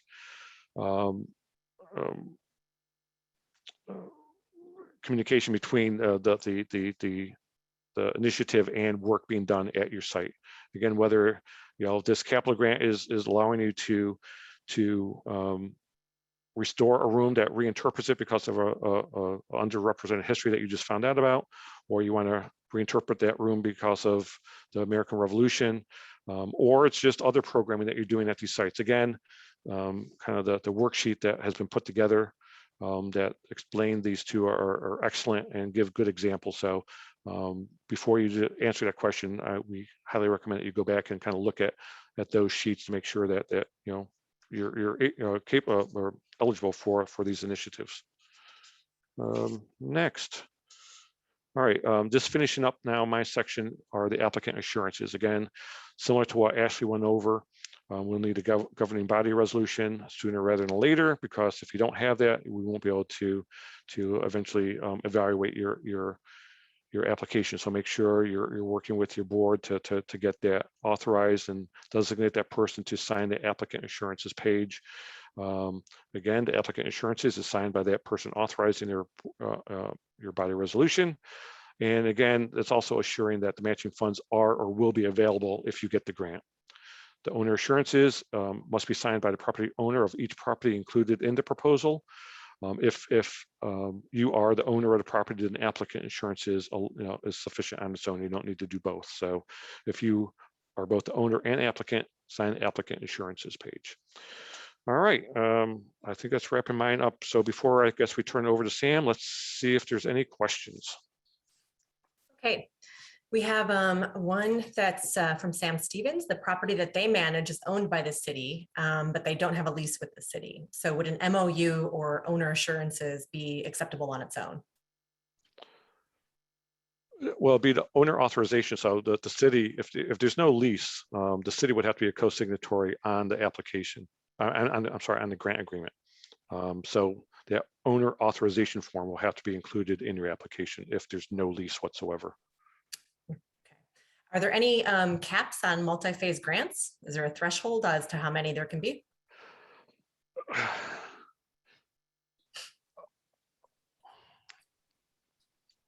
No, but I guess partly because, I mean, since you're really laying out the whole project, everything from what's being done and how much, cost estimates and all that. I guess one thing to remember is that, you have to complete one phase before you could actually get the second phase money. So again, these are multi-year grants, so I'm not sure how it'd be structured. I mean, we've seen 2 and 3 year multi-phases coming in. I don't think we've seen anything over 3 years. The application form currently accommodates up to 4 phases of work. Like Glenn said, the biggest project we've seen approached it in 3 phases. We built it out with 4 just in case. If you have a 5-phase project, I would encourage you to reach out to the trust staff and we can talk about it. But like Glenn said, in terms of like timeline, and if your project is 5 phases and each phase is at least $500,000, we'd have to talk about like timing and everything. But from a application point of view, you can apply right now with up to 4 phases of work. Yeah, don't expect if you hope to get through 2 phases in 1 year, because when this goes through, we're basically you're being approved for the first phase, and then we're going to have to wait to the next appropriation before you get that second appropriation. So it's not as though we could get through 2 or 3 phases in 1 year. So that's why when we're looking at phases, we're looking at kind of distinct phases of work. Okay, does the preservation easement prevent later landscaping additions or ground disturbances, ones that are not included in the initial scope of the application? Not necessarily. I mean, the easement is protecting the state's investment so far, but anything that meets the Secretary of Interior standards, can continue on that property. You'll have to check with us. One of the requirements of the easement is that if you are proposing something, that you will submit those proposals to us. And basically what we're doing is we're checking to see if that proposal meets the Secretary of Interior standards for rehabilitation. So if it does, it would be allowable. Yes. Great. So another question about churches. What if the historic church is significant to underrepresented histories in a town created in 1902 exclusively for African Americans? Are they eligible? For capital grants, again, the state Supreme Court ruling does not allow us to fund the repair or maintenance of houses of worship. So if the grant is for actual capital work, no, regardless of its significance. I mean, we think, frankly, we've seen tons of churches in the past that are very significant, but again, we're not allowed to fund construction in those. If it's a different activity, again, check with us specifically, and we could, determine that. But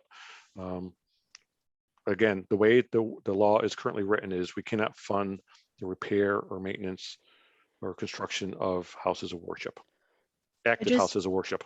Right. I just want to jump in Yeah. with the clarifying word there, active. So Yeah. if it's a historic church and there's no religious services held there and haven't been, and it's essentially just a historic building that used to be a church, absolutely eligible. If it is an active house of worship, we can't fund it. Yeah, good point, Haley. Sorry, just because when they said historic church, I'm like, maybe that means it's a past Yeah. use. Hopefully we'll be able to help you. We're currently funding a what used to be a Friends meeting that's no longer used for active worship. It's owned by a nonprofit. It's used for community services, and that's absolutely fine.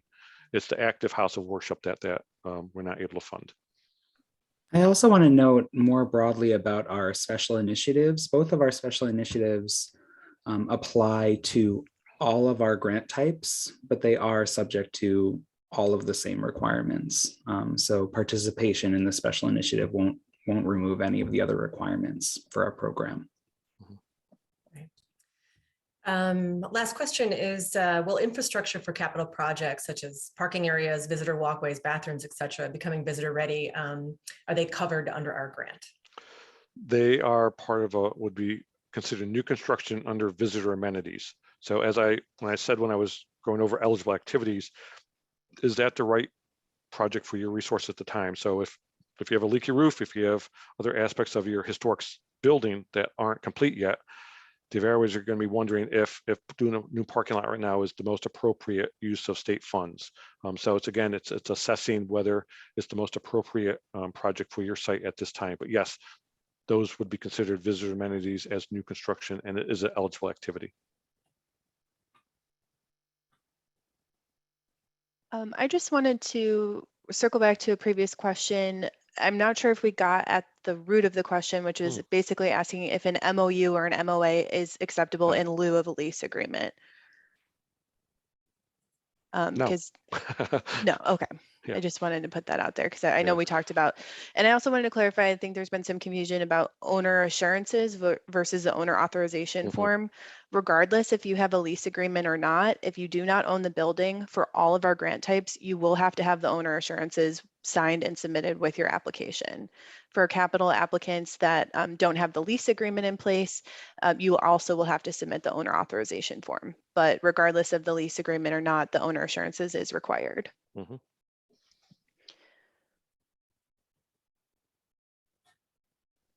Great.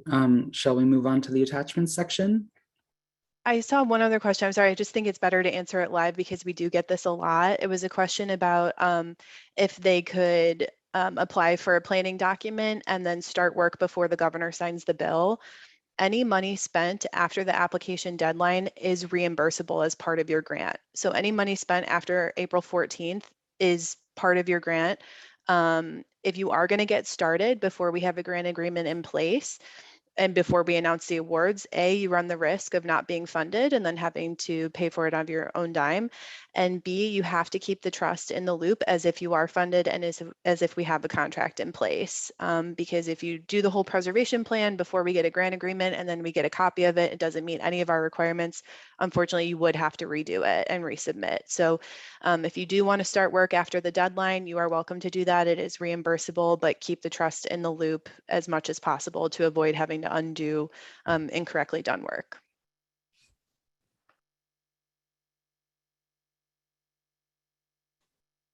All right, thank you. I'm going to launch into our final section here. Thank you to my colleagues, and thank you so much to the 140 or so participants who've stuck with us this long. We've thrown a lot of information at you already, but I guarantee that the remaining 30 minutes or so of our presentation will be well worth it for you.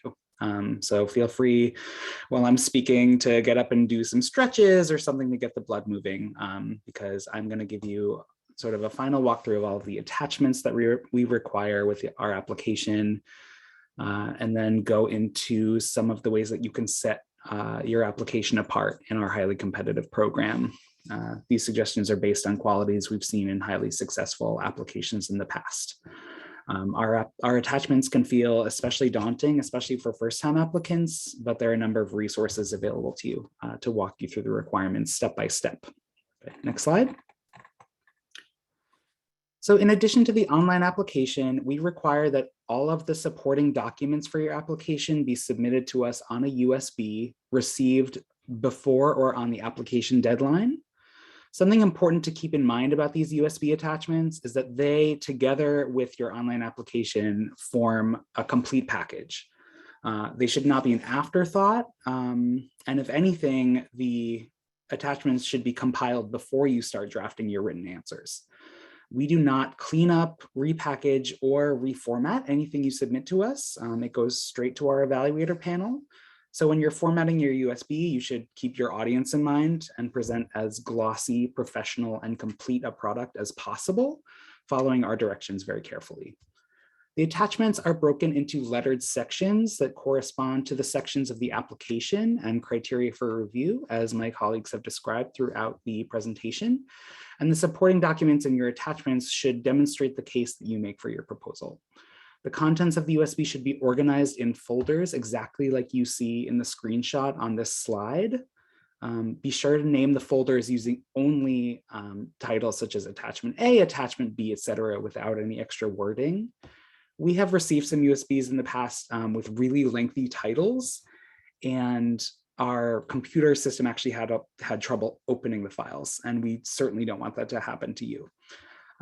In addition to the appropriately labeled folders, your USB should also have a table of contents file. That can be a PDF or a Word document, whichever you're more comfortable producing, and I'll explain that table of contents further in a moment.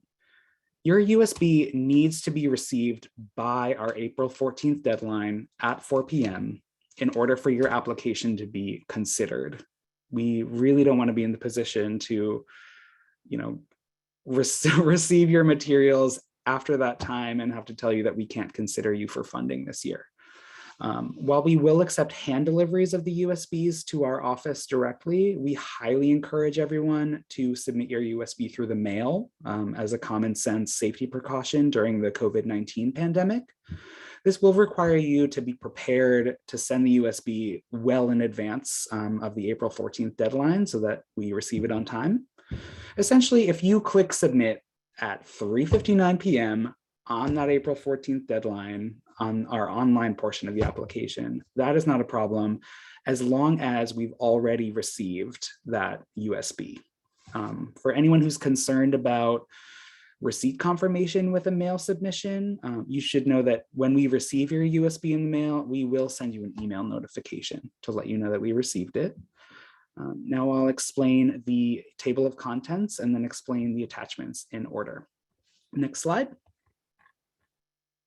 So your USB should include a table of contents, which lists every document included on the USB. It should be organized by each folder with short relevant titles. This helps us know which documents you've submitted and prevents us from overlooking anything you've included. With that in mind, please make sure that this table of contents document does actually reflect what you've included on the USB. As was mentioned at the start of our workshop, our website and application materials include a resource called the Supporting Documents Checklist, which will be invaluable for helping you determine which documents you need to provide. The checklists are specific to the type of grant you're applying for, and you can also use that checklist as a formatting guide so you know which attachments go under which headings. Now let's get into the attachments themselves. Next slide, please. So attachment A is all about applicant information. This is where our nonprofit applicants need to include a copy of their IRS determination letter. All applicants must include the applicant assurance form. This authorizes a signatory to sign the online application. A governing body resolution is also required for all applicants, as we've explained. This document needs to be printed, signed, scanned, and uploaded onto your USB. We want to see an actual signature on it. You'll see links to the templates for these and any other required forms on that supporting documents checklist. Next slide. So attachment B is about property ownership information. We've touched on this quite a bit throughout the presentation. If you, as the applicant, own the resource for which you're applying, you do not have to submit any documents for attachment B. You can, on the table of contents, put NA or just leave it blank. That's totally fine. But again, the owner assurance form is required whenever the applicant is not the owner of the property. If you're applying, as Ashley explained, if you're applying for a municipal planning project or a historic district nomination, you should use that owner assurance form to provide written consent from the mayor of each municipality within your project area. Thankfully, for those project types, we're not going to require you to get a form signed from every property owner. If you're applying for a capital grant and you don't own the resource, there's the additional step of providing your lease agreement. As Glenn just discussed, the lease needs to be for at least 15 years, or you must also submit the owner authorization form. As always, if you're unsure whether your lease agreement or documentation meets our requirements, please reach out to our staff ahead of the deadline so we can discuss it with you. Next slide. Attachment C is about documenting the historic designation of your resource. If you're currently individually listed, you should provide a copy of the entire National Register nomination. Our evaluators and staff really do want to read those nomination forms, so you should be sure to include the entire document. As we've explained, if you're listed as part of a district, you should provide any relevant pages of the district nomination, particularly those that list your property as contributing. If your property isn't listed, as we've discussed, you should provide a letter from the State Historic Preservation Office confirming that your site is a contributing resource. If you're not currently listed at all, either individually or as part of a district, you must submit a certificate of eligibility issued by the State Historic Preservation Office. As we went over at the top of the presentation, we need that certificate of eligibility no later than August 1st of this year. The State Historic Preservation Office, their workflow has been significantly impacted by the COVID-19 pandemic. Our August 1st deadline is firm, so if you're in this situation, you should reach out to both us and the State Historic Preservation Office to get that ball rolling as soon as possible. And please remember, for capital grants, even though we can consider your application if you're only certified eligible, you must be actually listed in the register before we can ultimately disperse any funds. Next slide. So attachment D deals with your project scope and team, and it gets fairly project specific here. So we've broken up the slides by application type. First, I'll talk about attachment D for HSM and heritage tourism applications. So attachment D is where you'll submit your scope statement. This can either be a request for proposals or a draft RFP, or if you haven't prepared those yet, you can include just a written scope statement that identifies the problem and approach. Attachment D is also where you'll upload any proposals from consultants that you may have, whether you've selected one or not. If you have already decided who you want to work with, you will also need to include the resumes and credentials of your selected team. They should demonstrate previous work with similar historic preservation projects, and proficiency in the Secretary of the Interior standards for the treatment of historic properties, as my colleagues have discussed. If you don't have these resumes and proposals yet, you should detail, as Haley explained, the required experience that your consultant team will need to complete the work appropriately. You should also include proposed fees and cost estimates. Again, if you include an RFP or a draft RFP, it should include these details. If you're applying for an HSR or preservation plan, as Ashley explained, another required document will be that HSR and preservation plan checklist. Having your selected consultant fill out this checklist or completing it yourself while you're looking for a consultant is a helpful tool for us to see if the final work product is going to meet our standards, but it's also a valuable resource for you to set expectations with your consultant and ensure that all the required components will be included in the document. This is a required attachment for these project types. For heritage tourism projects, attachment D is where you'll also include any regional or broader heritage tourism initiatives or plans that your proposed project will be part of. And if you're applying for an architectural survey, attachment D is where you would submit a map delineating the proposed survey area. And if you're applying for a municipal planning project, you should also include a detailed roster of the members of your local historic preservation commission if you have one. There are a lot of requirements in attachment D, and our evaluators really pore over these documents. So please review this part of the checklist very carefully and reach out to our staff with any questions. Next slide. So similarly, in attachment D for capital grants, this is where you will upload your scope statement. This can be your RFP, any proposals you've received. A newer requirement is the scope of work form that Glenn explained, where we'll ask you to break down the individual work items in your scope by CSI construction division. You can see a screenshot of that template here on the slide, and it'll be available to you through the checklist. Again, attachment D should include resumes and credentials of any consultants you've decided to work with, demonstrating their compliance with the standards. You'll include the cost estimate and proposed fees for the project. As we were discussing, multi-phase applicants should include cost estimates, not only for the first phase, but for the entire project as well. And with attachment D for capital projects, you'll upload any planning documents that substantiate the proposed work. Glenn did a really good job explaining this. If you have a preservation plan or conditions assessment for your resource that recommends the work that you're now proposing, you should include this. It shows our evaluators that you're implementing work that's recommended in a planning document. This is also where you'll include the any design documents you have, such as construction documents, schematics, specifications, etc., cut sheets. As I mentioned previously, there are a lot of requirements in this section, and our evaluators look at them very closely. So be sure to reach out with any questions and rely heavily on our supporting documents checklist. Next slide. Attachment E also varies by application type. So we'll start here with attachment E for HSM and heritage tourism applicants. This is where you'll provide documentation of the match in hand that you can commit towards the matching requirement for our grants. Nonprofits need to submit account statements or letters of funding commitments.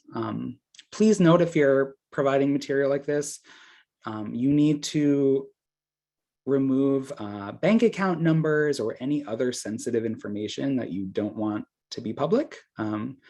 Everything that's submitted to our office is potentially accessible through the Open Public Records Act, and we really don't want to be in the position where we have to be handling your sensitive information. Municipal and county governments need to include a resolution committing the specific matching funds for the project. Next slide. So in attachment E for capital applicants, you need to provide the same type of documentation to demonstrate your match in hand, but your attachment E should also include additional documents as well. If you're claiming any match expended, you need to document the work that's been completed. As Glenn explained, this should include signed contracts with your contractors or consultants, invoices, proof of payment, before and after photos of the work, And if your property is municipally owned, you also need to show us that you received authorization from the State Historic Preservation Office for the work. All capital applicants need to complete and upload the capital budget worksheet, as Glenn explained. This is broken out by CSI Construction Division, and the budget line items in this worksheet should match exactly the line items in the scope of work form completed in attachment D. This helps us verify that your budget lines up precisely with your scope of work. Multi-phase applicants, again, should note they have a special capital multi-phase budget worksheet that should include the budget for the entire project as a whole, as well as the budgets for each individual phase. If you have questions about multi-phase applications, I definitely encourage you to reach out to our staff. Next slide. Attachment F deals with your organizational ability as a potential grant recipient. If you have a cyclical maintenance plan for your resource, please include it in attachment F. If you, obviously this may not apply to municipal planning and other sort of broader scoped projects, but if you are stewarding an individual resource or a larger site, cyclical maintenance applies to you. So if you don't have a detailed cyclical maintenance plan, this could be your opportunity to create a written plan that codifies the necessary maintenance activities for your site and include it for us. You should also include the resume and credentials of your project manager and anyone else within your organization who will help manage the grant funds. So that your grant management team's credentials will go here in attachment F, whereas the consultant team's credentials would go in attachment D. Nonprofits should also submit a current year-to-date budget in the form of a balance sheet. Government applicants do not need to submit a budget in attachment F. Next slide. So attachment G is my favorite one. This is where you demonstrate the community benefit and community support for your project, as well as how you might meet any of the 2022 special initiatives. Letters of support are really important. Our evaluator panel actually does read these letters. They'll notice if the letters aren't there. They'll notice if it's the same template letter that's just signed by different people. They'll also notice if you're including letters from previous grant rounds or written in support of other projects. So please be really thoughtful about which letters you include. We also don't want to just see letters from your legislators, although those are great. We also want to hear from individuals and groups in your community who use and love the resource. A note about the deadline here. A lot of times the letters from legislators will come directly to our office, so that it might be challenging for you to include it on your USB, as well as it may also be challenging to make sure that we receive them before the deadline. That's understandable. We will certainly work with you, and if we receive a letter, we'll append it to your application. That being said, you should not be soliciting letters from legislators after our deadline. And whenever possible, we do encourage you to put those letters on your USB. Other ways to document community support and engagement are to show us your event flyers, program lists, and any recent press clippings you may have about your work. For municipal planning projects, this is also where you'd include documentation of recent public engagement regarding your project. This could include public meeting agendas, sign-in sheets, resolutions passed or adopted, etc. And for heritage tourism applicants, this is where you document visitor readiness. I know we had some questions about what visitor readiness means and how we define it. Haley was kind enough to put a link to the state's heritage tourism master plan in the chat for you. So we definitely want to sort of be able to assess whether our heritage tourism sites are visitor ready. Next slide. Attachment H is the final and last attachment. This is where you'll include your photos, which are not optional, and any miscellaneous documents. We've expanded our photo documentation requirements in recent years. So please note that you are required to submit a photo identification sheet in attachment H that numbers and labels the submitted photos so we can understand what we're looking at. For HSM and capital applicants, you should submit photos of each elevation of the building, as well as an overall shot that shows your resource in its context. You should also submit detail photos showing any areas that demonstrate your need for grant funds. For heritage tourism and municipal planning project applicants, you should submit photos not just of your reference property, but of any other significant resources in your project area. You should also include any photos that demonstrate need if applicable. With the photos, as with every element of your application, please remember your audience. Our panel of evaluators is made up of preservation professionals that are primarily based out of state. They will not have a chance to visit your site in person. So these photos really are their only chance. It's your only chance to show them your resource and give them a sense of why it's significant and what the needs are. Your selection of photos needs to be thorough enough to give them a good sense of that, but should not be so overwhelming that our evaluators can't realistically look at them all. It's amazing how many applicants we get who either submit just a handful of photos or provide us a folder with hundreds of photos. This element of your application should not be an afterthought, and there's a fair amount of curation required in order to provide us with appropriate photos. Attachment H is also where you'd put any miscellaneous documents that don't fit under the other headings, but that you'd like us to use in our evaluation. It's really important, though, that you include those in your table of contents so that they don't get overlooked. Next slide. So that is an overview of all of our attachments. For new applicants, this can often feel like the most horrifying episode of Sesame Street you've ever imagined, or just like an alphabet soup. I promise you it's more straightforward than it seems, as long as you use that supporting documents checklist as a guide. So before we turn to questions about the attachments or other general questions, I want to go over some suggestions for how to set your application apart. We receive a ton of feedback from our evaluators about this, and so we really want to be able to relay it to you. Our grant program is remarkably competitive, but we've noticed some really strong trends in terms of qualities we've noticed in the strongest applications. So the strongest applications have well-written, concise responses to the application questions, a clear, well-defined scope of work that is informed by recent planning documents, strong letters of support, both from elected officials as well as community stakeholders who utilize and cherish the resource, as well as compelling photos that give our evaluators a strong understanding of your resource and its needs. As I've said before, please think about your audience and present a polished and accurate application package.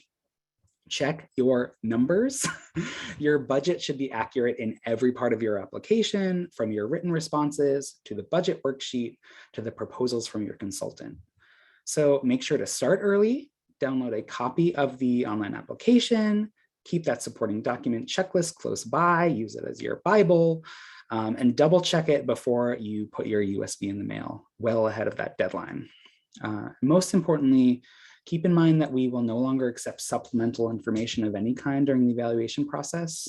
My colleagues and I noted some highly specific items that we can accept at later dates if need be, but everything else needs to get to us by that deadline. Our evaluator panelists spend months poring over these application materials. And we've definitely noticed that your sort of first impression is your lasting impression. The materials that really stick out in their minds are what you're able to provide in this initial package. So if you neglect to include a cyclical maintenance plan in attachment F, we have to assume that you don't have one. If you neglect to include letters of support from community members in attachment G, we have to assume there isn't vocal community support for your project. To have a truly competitive application, the materials we receive by the deadline need to tell a compelling and complete story. Another piece of advice really is to just reach out to trust staff whenever you have a question. If you've applied to our program in the past, even if you were awarded funding, we have constructive comments from our evaluators on file that we can relay to you to make future submissions stronger. If you're applying for the first time, it's always better to ask, get a question answered rather than making your best guess. Our staff is always available for questions, and our goal is to help you produce the strongest possible application. So with that, we can see if there are any questions specific to the attachments section and then open it up for more general questions. Next slide. Sam. So we have a question. If an organization is already in the process of a preservation plan grant, like they have one of our grants, are they still eligible to apply for a different grant this cycle? You are absolutely eligible. You will probably want to include a draft version of the plan in your attachments so that we can understand, how the planning process is informing your proposal. But you are absolutely eligible to apply. Yeah. Another question is a question about websites and social media pages. How would an organization include that in the attachments to sort of show what they're doing on social media? Yeah, so social media is something that's, cropped up more recently in terms of how we examine them in our evaluation. If there's something sort of printable, you can include it as a PDF attachment. If you include hyperlinks to things on the web, I know our evaluators do a lot of sort of internet research about applicants as they make their decisions. If you include hyperlinks, they definitely will be clicked on and examined. But in terms of like back and forth conversations in the comments section or something like that, that's not going to be a particularly compelling piece of information for our evaluation. I hope that answers the question. Another question is, how about drone videos? Those are pretty large files. Can they be submitted with attachment H? They can absolutely be attached. We love to see them. They definitely can give us a very complete picture beyond what photos can provide. The file size is an issue. If you need to, if you can't fit the file on a USB, I would suggest you host it on, a website where you can stream the video and provide us a hyperlink to that. Great. Can letters of support from individuals, including site staff, frequent visitors, students, internal community site groups, should they be included as letters of support, or should it be more formal, like from legislators and historical societies? The strongest applications have a mix of all of those. We want to understand that there's sort of formal institutional support for your site in the form of local legislators, stakeholders such as nonprofit groups, but we also really do want to hear from individuals, folks who visit your site and enjoy it and cherish it and want to see it preserved. So you definitely want to include a mix of those. Another question we get a lot about letters of support is who they should be addressed to. It really doesn't matter as long as they are referencing your project directly and are clearly referencing our program and your application for funding. Looks like that's it, Sam. Great. So we obviously have our all of our contact information up here on the slide. You should not hesitate to visit our website. It's newly redesigned and really a lot more intuitive than it used to be. So we highly encourage you to read more about the Preserve New Jersey Grant Program at njht.org. And you can reach out to any of us individually as well.